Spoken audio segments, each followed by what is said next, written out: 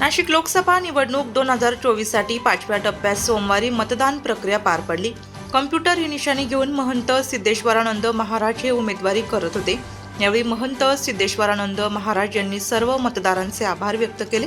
समाजाची सेवा व्हावी या हेतूने राजकारणात सक्रिय सहभाग घेतलेल्या महंत सिद्धेश्वरानंद महाराज यांनी लोकशाहीच्या उत्सवात सहभागी घेतल्याबद्दल सर्व मतदारांचे मनापासून आभार व्यक्त केले।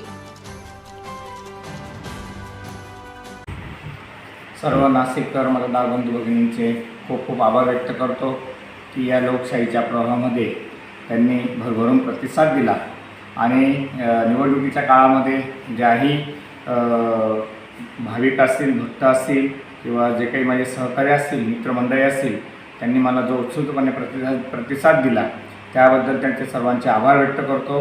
नाशिककरांचे आभार व्यक्त करतो की असंच आपण लोकशाहीच्या प्रवाहामध्ये येऊन आपण लोकशाहीच्या मार्गाने एक जबाबदार व्यक्ती, सुंदर नेतृत्व किंवा सर्वसामान्यांचा विकास करणारं नेतृत्व हे संसदेमध्ये पाठवावं ही सर्वांना इच्छा व्यक्त करतो।